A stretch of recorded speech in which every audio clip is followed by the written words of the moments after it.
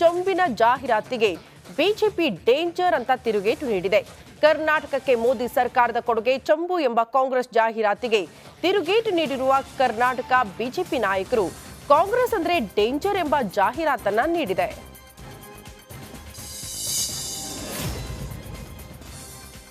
ಪ್ರಧಾನಿ ನರೇಂದ್ರ ಮೋದಿ ಬಂದು ಹೋದ ಬಳಿಕ ರಾಜ್ಯ ಬಿಜೆಪಿಯ ಜೋಶ್ ಬದಲಾಂತಂತೆ ಕಾಣಿಸ್ತಾ ಇದೆ. ಪಕ್ಷದ ಮುಖಂಡರ ಅಸಮಾಧಾನ ಶಮನ, ಗ್ರಾಮ ಚಲೋ ಅಭಿಯಾನ, ರಾಷ್ಟ್ರ ರಾಜ್ಯ ನಾಯಕರ ಹಲವು ಸುತ್ತಿನ ಪ್ರಚಾರದ ನಂತರ ಬಿಜೆಪಿಯ ರಿಪೋರ್ಟ್ ಕಾರ್ಡ್ ಕೇಸರಿ ಪಡೆಗೆ ಉತ್ಸಾಹ ತುಂಬಿದೆ.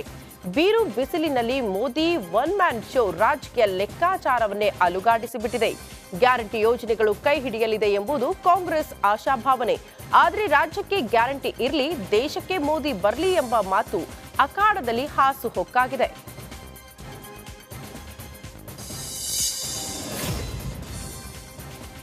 ಈ ಕಾಂಗ್ರೆಸ್ ನಾಯಕರಿಗೆ ಏನಾಗಿದೆಯೋ ಗೊತ್ತಿಲ್ಲ. ಎಲೆಕ್ಷನ್ ಬಂದ್ರೆ ಸಾಕು, ಪ್ರಧಾನಿ ನರೇಂದ್ರ ಮೋದಿ ಅವರನ್ನ ಟೀಕೆ ಮಾಡಿ ಬಿಜೆಪಿಗೆ ಲಾಭ ಮಾಡಿಕೊಡ್ತಾರೆ. ಇದೀಗ ಮಾಜಿ ಸ್ಪೀಕರ್ ರಮೇಶ್ ಕುಮಾರ್ ಅವರು ಮೋದಿಯನ್ನ ಶನಿ ಅನ್ನೋ ಮೂಲಕ ವಿವಾದವನ್ನ ಸೃಷ್ಟಿ ಮಾಡಿಬಿಟ್ಟಿದ್ದಾರೆ. ಆದ್ರೆ ಇದಕ್ಕೆ ಟಾಂಗ್ ಕೊಟ್ಟ ಬಿಜೆಪಿ ರಾಜ್ಯಾಧ್ಯಕ್ಷ BY ವಿಜಯೇಂದ್ರ ಅವರ ಯೋಗ್ಯತೆ ಕ್ಷೇತ್ರದ ಜನರಿಗೆ ಗೊತ್ತಿರೋದ್ರಿಂದಲೇ ಕಳೆದ ವಿಧಾನಸಭಾ ಚುನಾವಣೆಯಲ್ಲಿ ಸೋಲುಂಡಿದ್ದಾರೆ ಅಂತ ಕಾಲೆಳೆದಿದ್ದಾರೆ. ರಮೇಶ್ ಕುಮಾರ್ ಅವರ ಈ ಹೇಳಿಕೆ ಭಾರತೀಯ ಜನತಾ ಪಾರ್ಟಿ ನಾವು ಖಂಡನೆಯನ್ನ ಮಾಡ್ತೇವೆ.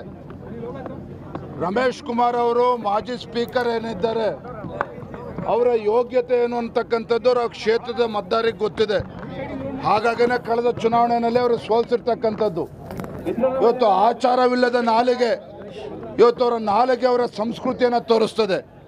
ಅವರ ನಾಲಿಗೆ ಅವರ ಸಂಸ್ಕೃತಿಯನ್ನು ತೋರಿಸ್ತದೆ.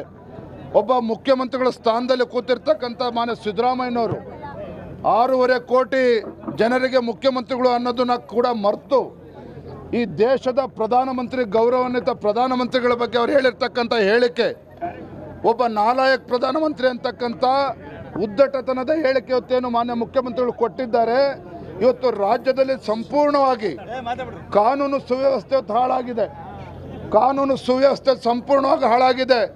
ಈ ದರಿದ್ರ ಕಾಂಗ್ರೆಸ್ ಸರ್ಕಾರ ಅವರ ಗ್ಯಾರಂಟಿನ ಬಿಡಿ, ಇವತ್ತು ನಾಡಿನ ಮಹಿಳೆಯರಿಗೆ ರಕ್ಷಣೆಯನ್ನು ಕೊಡ್ತಕ್ಕಂಥ ವಿಚಾರದಲ್ಲೂ ಕೂಡ ಅವರ ನಾಲಾಯಕತನ ಇವತ್ತು ಪ್ರದರ್ಶನ ಮಾಡ್ತಾ ಇದ್ದಾರೆ. ಇಂಥ ನಾಲಾಯಕ್ ಸರ್ಕಾರಕ್ಕೆ ರಾಜ್ಯದ ಜನರು. ಶಿವಮೊಗ್ಗ ಗೆಲ್ಲಲು ಮಾಜಿ ಸಿಎಂ ಯಡಿಯೂರಪ್ಪ ತಂತ್ರ ಪ್ರತಿತಂತ್ರ ರೂಪಿಸುತ್ತಿದ್ದಾರೆ. ಈ ಮೂಲಕ ವಿವಿಧ ಸಮಾಜದ ಮುಖಂಡರ ಜೊತೆ BSY ಸಭೆ ನಡೆಸಿದರು. ಶಿವಮೊಗ್ಗದ ವಿನೋಬ ನಗರದ ತಮ್ಮ ನಿವಾಸದಲ್ಲಿ ನಡೆದ ಸಭೆಯಲ್ಲಿ ವಿವಿಧ ಬೇಡಿಕೆಗಳ ಈಡೇರಿಕೆಗೆ ಸಮಾಜದ ಮುಖಂಡರು ಮನವಿ ಮಾಡಿಕೊಂಡಿದ್ದಾರೆ.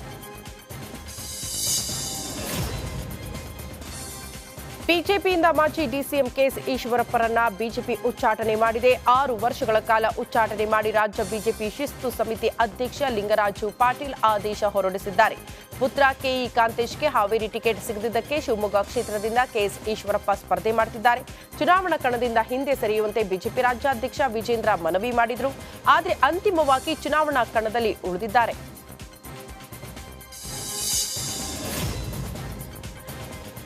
ಸಕಲೇಶಪುರದಲ್ಲಿ ಪ್ರಚಾರದ ವೇಳೆ HD ದೇವೇಗೌಡರು ಕಣ್ಣೀರು ಹಾಕಿದ್ದಾರೆ. ಸತ್ತಿಗರಹಳ್ಳಿ ಗ್ರಾಮದಲ್ಲಿ ಮಾತನಾಡಿರುವ ಅವರು, ನಿಮ್ಮನ್ನ ನೋಡಿದ್ರೆ ತುಂಬಾ ನೋವಾಗುತ್ತೆ, ಉಳಿದ 12 ವರ್ಷ ನಾನು ಬದುಕಬಹುದು ಅಷ್ಟೇ ಅಂತ ಮಾಜಿ ಪ್ರಧಾನಿ HD ದೇವೇಗೌಡರು ಭಾವುಕರಾಗಿದ್ದಾರೆ. 28 ಗೆಲ್ಲಬೇಕು. ನಾನು ಯಡಿಯೂರಪ್ಪ ಮತ್ತು ಕಡೂರು ಇವತ್ತು ಹಳೇಬೇಡಲ್ಲಿ ಮಾತನಾಡಿದ್ದೇನೆ.